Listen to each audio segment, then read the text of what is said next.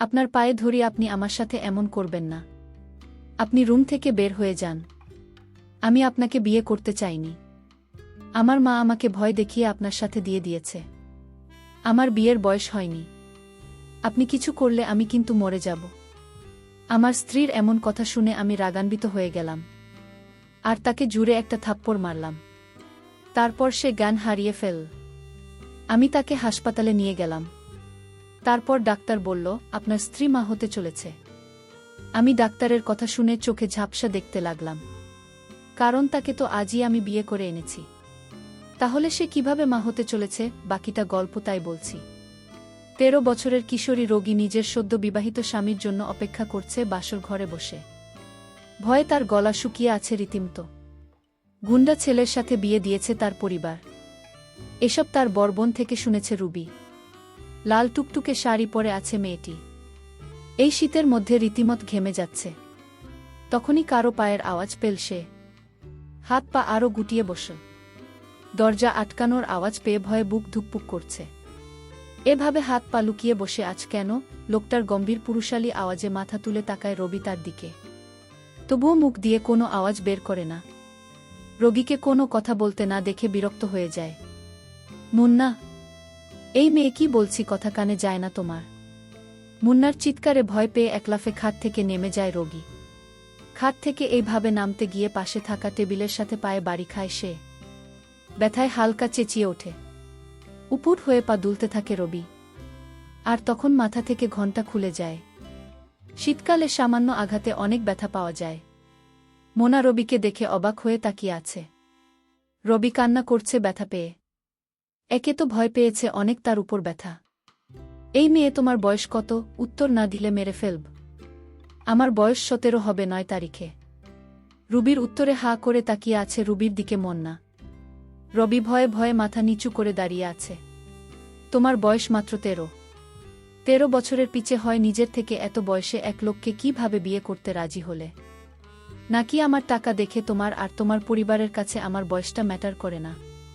মুন্না এই কথা রুবির কানে পৌঁছাতেই মেয়ে চোখ তুলে তাকায়।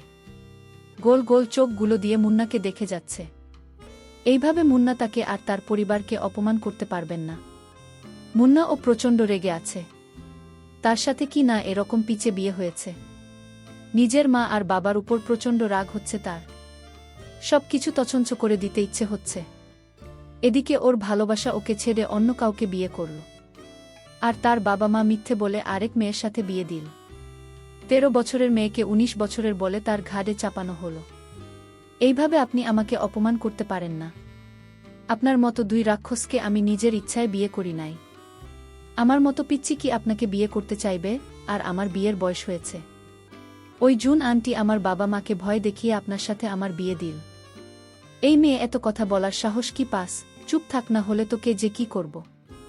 মুন্নার আগে হিতাহিত গান শূন্য হয়ে গেছে। এদিকে রবি ভয়ে দাঁড়িয়ে থাকতে পারছে না। রবির প্রচণ্ড ঘুম পাচ্ছে মনের জন্য, সে ঘুমাতেও পারছে না। মুন্না আবার রুমের বাইরে চলে গেল। মুন্না চলে যাওয়ায় হাফ ছেড়ে বাঁচল সে। রবি মুন্নাকে গালি দিতে দিতে শুয়ে পড়ল। শোনার সাথে সাথে ঘুমিয়ে পড়ল রুমে। মুন্না ছাদে বসে বসে ভাবছে, এই পিচ্চি মেয়ের সাথে আমার বিয়ে দিল কেন? এটা কিভাবে মানবে যে তার বউ এক বাচ্চা মেয়ে? তার মা কেন করল তার সাথে এমন? রাত 3টার কাছাকাছি মুন্না রুমে ঢুকে গেল। হাটের দিকে তাকিয়ে দেখতে পেল কি সুন্দর এক অপরূপা মেয়ে ঘুমিয়ে আছে। মনে হচ্ছে মেয়েটি নিষ্পাপ। ঘুমের মধ্যে শ্বাস নিতে কষ্ট হয়। চোখ খুলে তাকায় রুবি। মুন্নাকে দেখে ভয় পেয়ে যায় সে। রবি বলল, আপনি এখানে কেন? আপনি বাইরে যান। আমি বাইরে যাব কেন? তুমি তো আমার ঘরের বউ।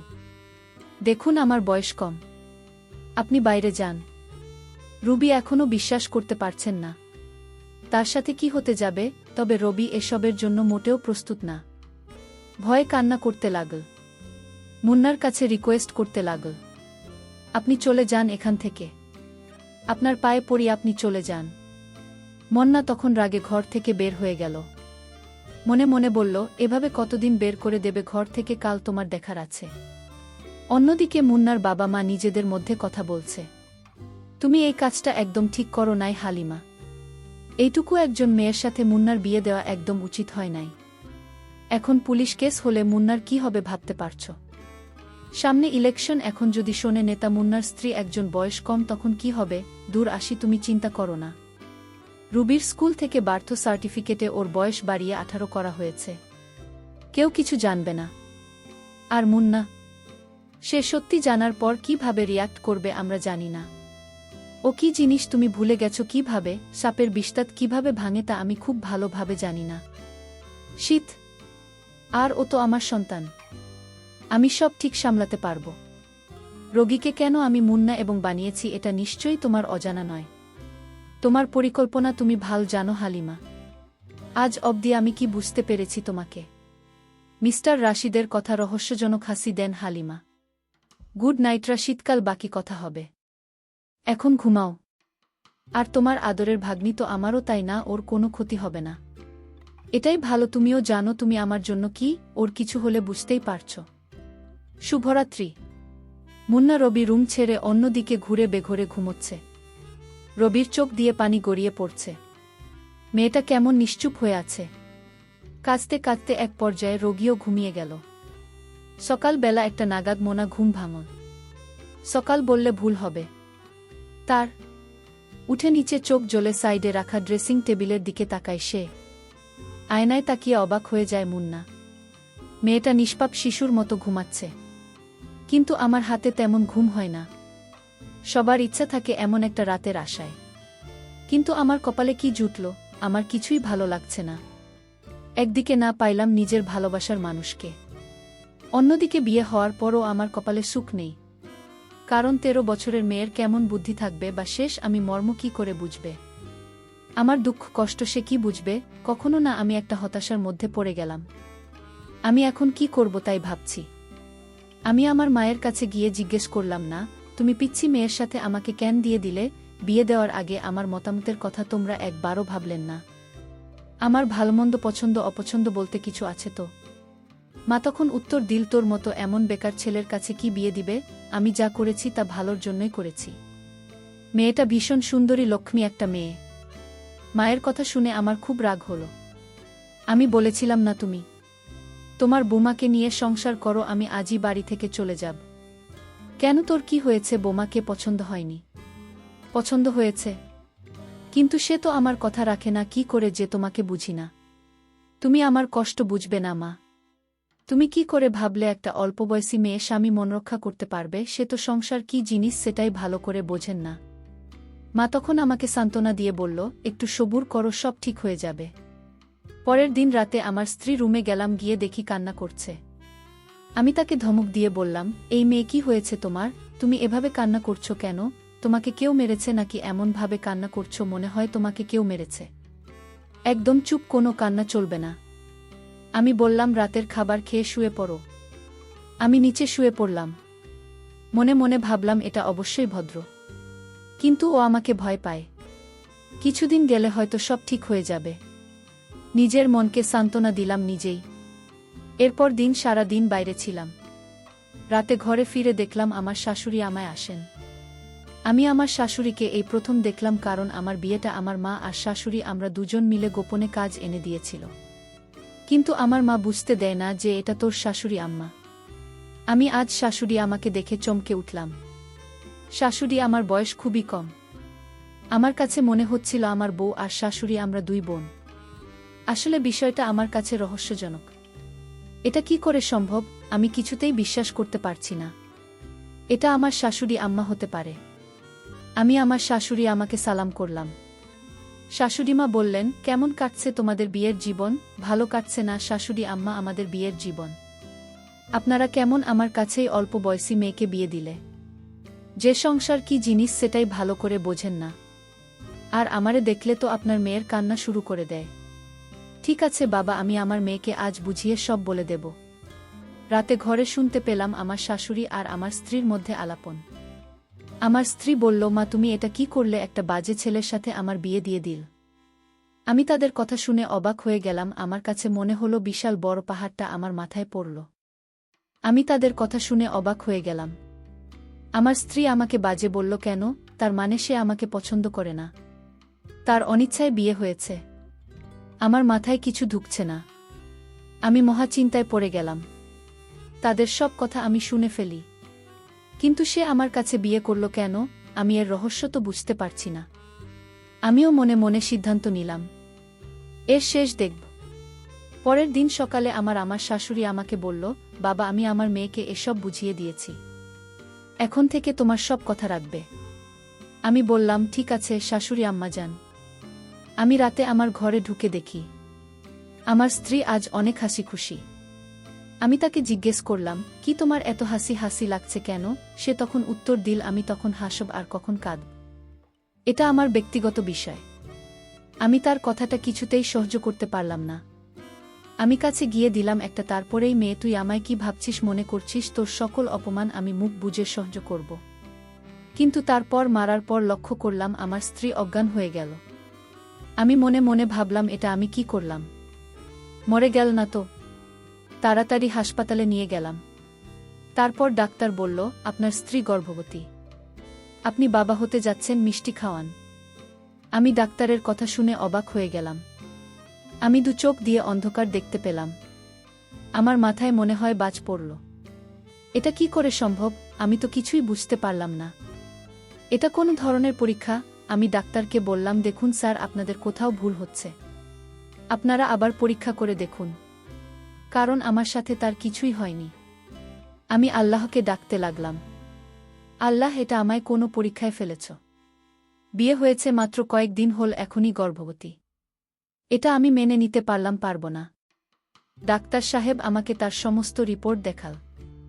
ডাক্তার সাহেব ঠিকই বলেছে, আমার স্ত্রী মা হতে চলেছে। এটা রিপোর্ট দেখে স্পষ্ট বোঝা যাচ্ছে। আমি হাসপাতালের বারান্দায় এমন অবস্থায় দাঁড়িয়ে রইলাম।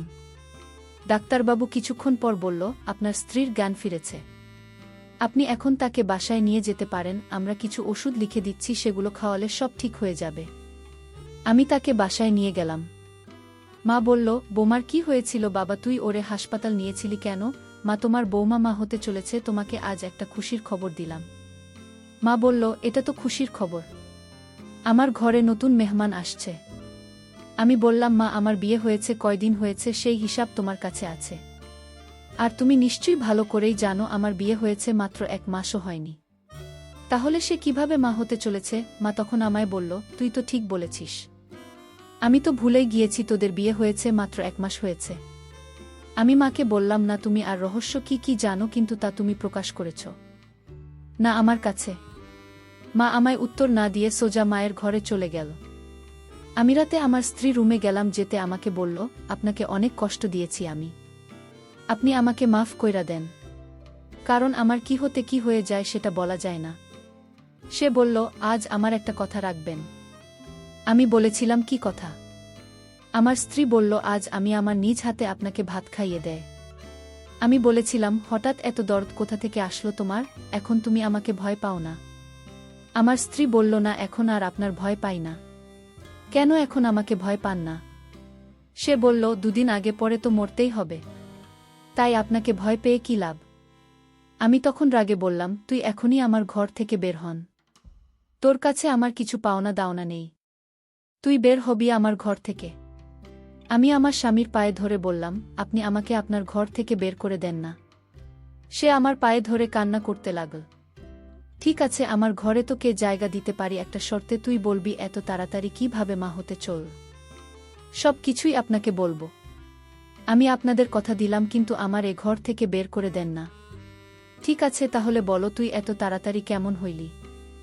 সে তখন আমার কাছে তার সত্য ঘটনাটা খুলে বলল। আমি সেটা শোনার সাথে সাথে আমি মাটিতে লুটিয়ে পড়ি। তার এই কথা শোনার পর আমার 2 দিন যাবত আমি অজ্ঞান অবস্থায় পড়ে রইলাম। সে আমাকে বলেছিল আমার বাবার টাকা পয়সা সম্পত্তি অনেক ছিল, আমি একজনকে খুব ভালোবাসতাম। বিয়ের আগে সে আমার সাথে ফেরেশতার মতো আচরণ করত। আমি ভেবেছিলাম সে অনেক ভালো। আমি বাবাকে বলেছিলাম, বাবা, বিয়ে যদি করতে হয় তাহলে আমি ওকেই করব। ছেলেটির নাম ছিল রঙিন। আমি রামিনকে আমার জীবনের চাইতেও বেশি ভালোবাসতাম। বাবা তখন বলেছিল, এই ছেলের সাথে বিয়ে আমি দিতে পারব না। আমার বাবা আমাকে বারবার নিষেধ করেছিল। আমি বাবাকে পরিষ্কারভাবে জানিয়ে দিলাম, আমি তাকে ছাড়া বাঁচব না। আমি আরও বলেছিলাম যদি তুমি রামের সাথে যদি বিয়ে না দাও তাহলে আমাকে চিরদিনের জন্য হারাবে বাবা। বাবা শেষ পর্যন্ত আমার কথা মেনে নিল এবং সেই ছেলের সাথে আমার বিয়ে দিয়ে দিল। বিয়ের 2-3 মাস আমার ভালোই কাটছিল।